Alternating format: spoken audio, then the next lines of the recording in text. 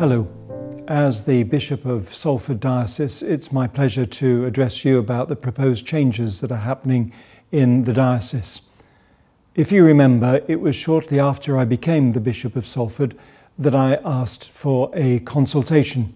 The first round of the consultation was about general items, things like the age of the reception of the sacraments and whether or not we should introduce the permanent diaconate into the diocese. And I was delighted by the thousands of people who responded and the great consensus that came from the questions in that consultation. It's given me a great helping hand in the direction that you think the diocese should be going. Once we'd completed that part of the consultation, it was important that we turned to the question of the distribution of parishes in the diocese.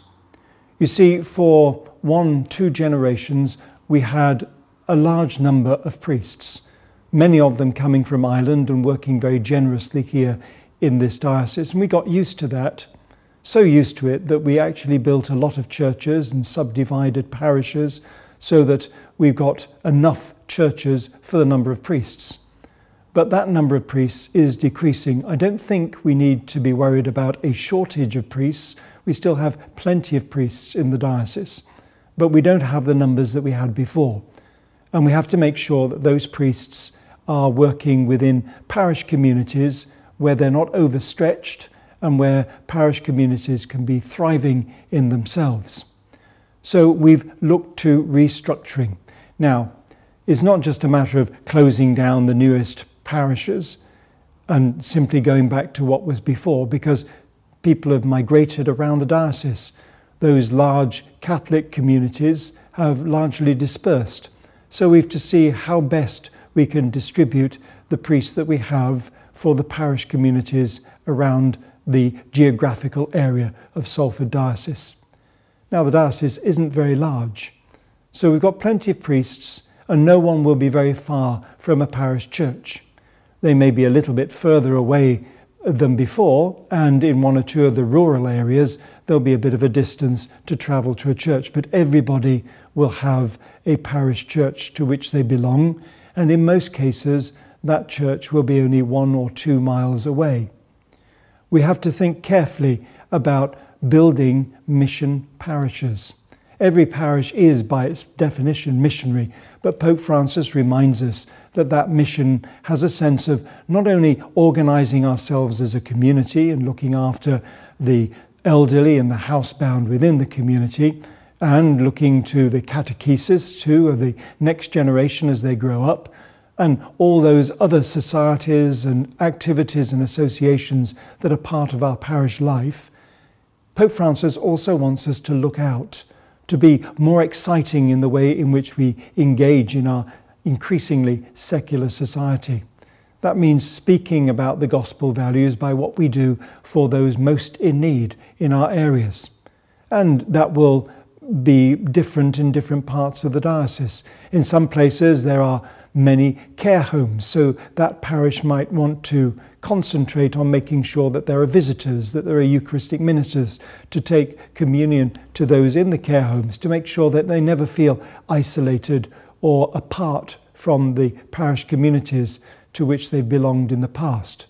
In other places there will be hospitals where hospital visiting would be very much welcomed, and parishes could train their parishioners to be hospital visitors. And then there are always the schools. We have 208 of them, and they always welcome volunteers who will work with them. And then there are homeless and the food banks. So many things that we can be doing outside our parish communities which will show us to be missionary, speaking of gospel values in what we do. Now, this weekend, this first weekend of July, we have published a proposal. This is quite a lengthy document, but I emphasize that it is a proposal. I'm looking to make suggestions in this document, and I'd like responses from anyone who cares to respond. And I'm asking all the people to think carefully about what's proposed. because it's the people of this diocese, along with the priests, who have the experience of knowing about parishes, the distribution of parishes, the strength of various parishes. And I need to know if they agree with the proposals that I'm making. This consultation period lasts for 3 months. And when it finishes, I will consider all that's been said and will come up with a decision. And that decision will be published to everybody so that we have a plan. I think everybody in the diocese deserves to know a plan for the diocese. It doesn't mean that everything will happen at once. Yes, there will be some amalgamations. Some priests will serve 2 churches, one of which will be a parish church, the other a chapel of ease. Some parishes will have their names changed. There will be some churches that will close because they're either very close to other churches or they have very small communities who could quite reasonably be requested to move to a working church nearby. Then we have to decide what will happen when a church closes. There may be other uses to be made of that church, and it could be that in a few years' time, what with the amount of building work and the movement of peoples in this diocese, we may need that church in that place for a growing Catholic community. In most cases, I think those churches will remain our property. It may be necessary in 1 or 2 places to demolish a church because it's not in the right place or it's not of a good building standard. But we'll see about that. We don't need to rush into implementing any decisions that are made in the document. That can take a little bit of time.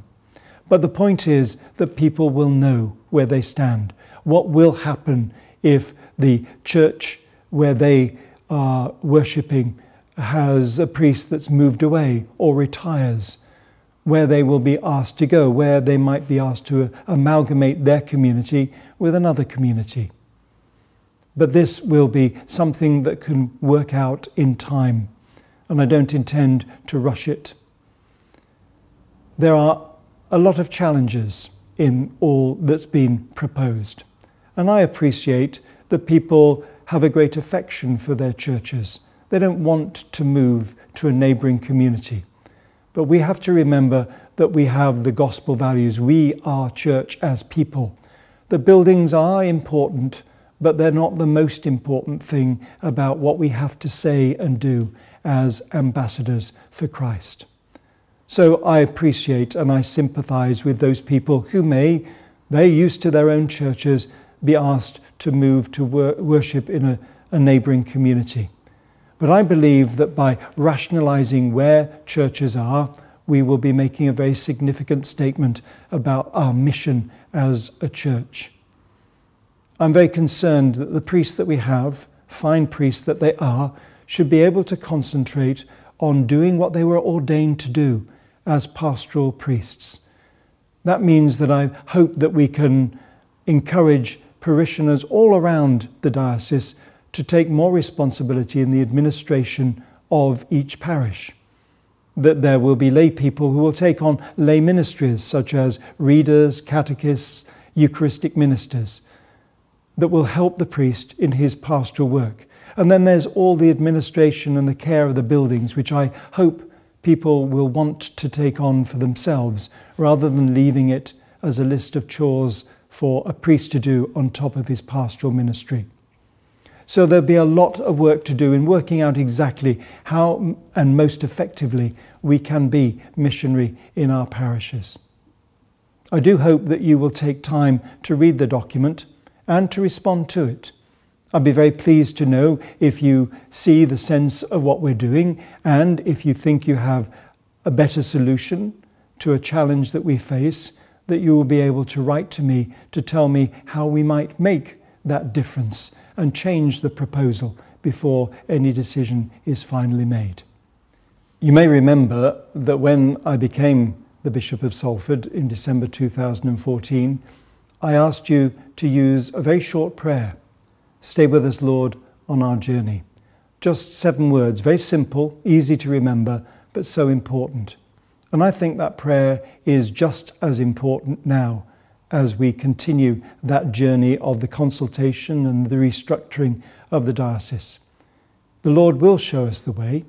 If He stays with us on our journey, we'll be going in the right direction and we'll be going at the right speed. So I would invite you to reinforce the use of that prayer in your daily lives and in your communities. I know that so many people have found it of great benefit personally, and I see it all around the diocese, in schools and parishes, wherever I go. I'm delighted that it means so much to so many people. I believe it's the right prayer for us to be using now. We are on a journey. Stay with us, Lord, on that journey and take us where you would have us go.